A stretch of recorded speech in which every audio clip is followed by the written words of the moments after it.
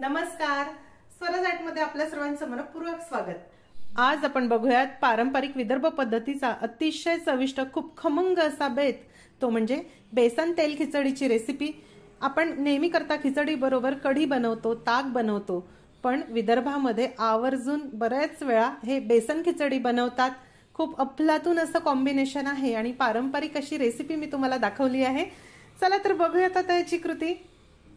सर्वप्रथम खिचडी बनवून घेऊ।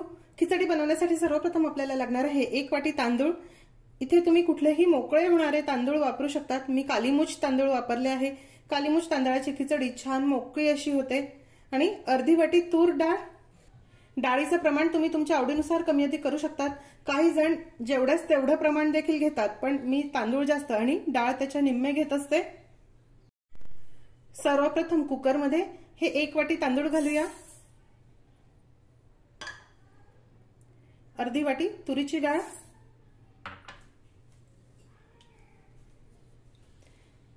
पाणी घालून डाळ तांदूळ स्वच्छ धुवून घेऊ।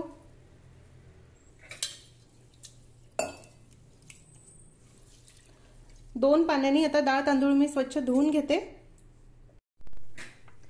बघा, डाळ तांदूळ छान स्वच्छ धुवून झाले। आता ह्या 1.5 वाटी डाळ तांदळासाठी आपल्याला लागणार आहे 3 वाट्या पाणी। दुप्पट पाणी मी घालणार आहे, म्हणजे सुटसुटीत अशी खिचडी तयार होईल।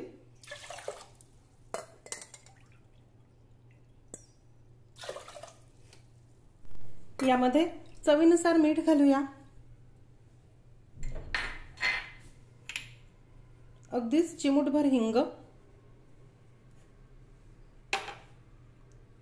थोडी हळद घालूया। 1 टीस्पून तेल घालणार आहे। हे छान मिक्स करू।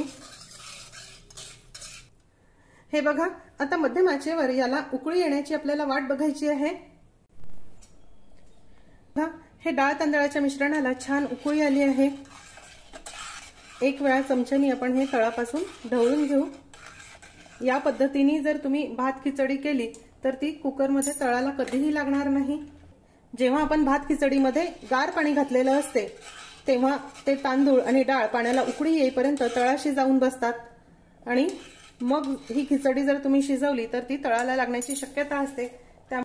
त्यामुळे आता अशी उकळी आल्यानंतरच आपल्याला झाकण बंद करायचं आहे। आता आपण झाकण बंद करूया।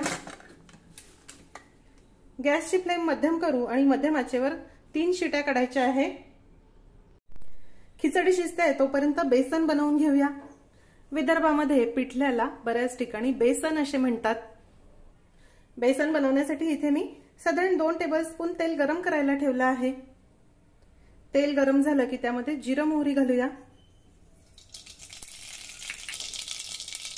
जिरं मोहरी नीट तडतडली की 3 ते 4 लसूण पाकळ्या बारीक चिरून घालूया।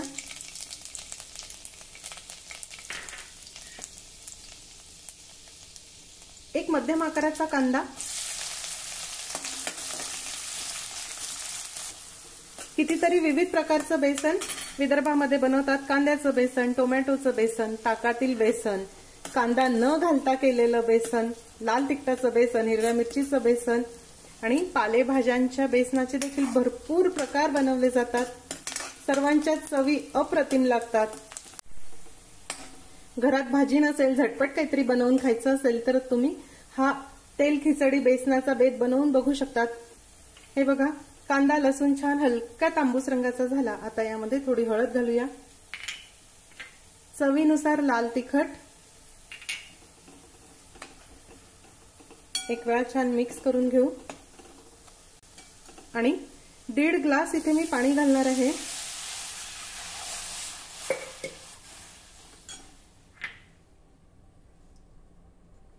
चवीनुसार मीठ घालूया। आता या पाण्याला उकळी येण्याची आपण वाट बघूया। हे बघा, ह्या पाण्याला आता उकळी यायला सुरुवात झाली आहे। आता आपल्याला लागणार आहे बेसन, चना डाळीचं पीठ, हरभऱ्याच्या डाळीचं पीठ। आवश्यकतेनुसार आता आपल्याला यामध्ये हळूहळू हे बेसन घालायचं आहे आणि चमच्यानी सतत ढवळायचं आहे। घेरलेलं किंवा आटवून केलेलं बेसन याला म्हणतात। थोडं थोडं बेसन घाला आणि पटपट ढवळा, म्हणजे गाठी गुठळ्या कमी होतील. जे पाण्यामध्ये बेसन मिक्स करून केलेलं बेसन आहे त्याची चव आणि या प्रकारे घेरलेल्या बेसनाची चव यामध्ये थोडा फरक असतो. हे बेसन जास्त चविष्ट लागतं. ह्याचं टेक्स्चर देखील खूप मस्त असतं. बेसनाचं नक्की प्रमाण सांगता येणार नाही, कारण तुम्हाला हे बेसन किती पातळ किंवा किती घट्टसर हवं त्यानुसार यामध्ये पीठ घाला. मी यामध्ये बेसन आटून घेतलं आहे आणि मध्यम अशी कन्सिस्टन्सी पिठल्याची ठेवली आहे. आता यावर झाकण ठेवू आणि मंद आचेवर बेसन 7 ते 8 मिनिटांसाठी छान शिजवून घेऊ. मध्ये मध्ये झाकण काढून हे जरा तळापासून ढवळून घ्या, म्हणजे खाली लागणार नाही. बेसन शिजतंय तोपर्यंत लसूण मिरचीचं तेल बनवून घेऊ. त्यासाठी साधारण 3 टेबलस्पून तेल मी छोट्या कढईमध्ये गरम करायला ठेवलं. तेल गरम झालं की त्यामध्ये जिरं मोहरी घालूया.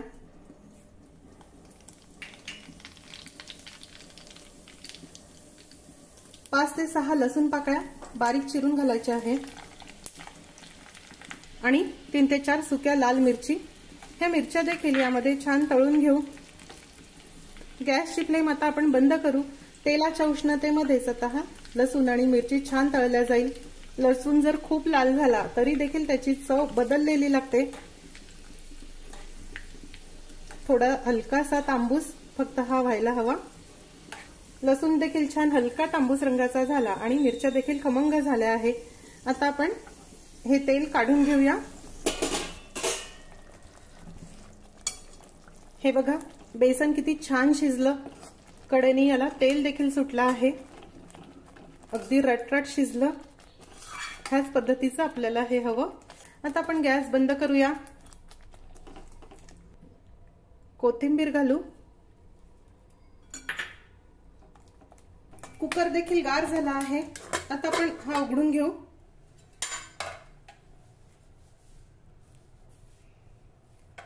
बघा किती छान ही खिचडी शिजली. मऊ आणि मोकळी अशी झाली आहे. साधी खिचडी देखील तयार आहे. आता आपण ताट वाढून घेऊया.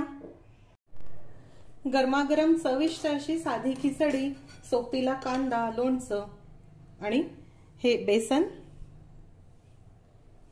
अतिशय चविष्ट असा बेत आहे. पंचपक्वान्न देखील फिके वाटावे एवढी अप्रतिम ही रेसिपी आहे. आपण यावर लसूण मिरचीचं तेल घालूया.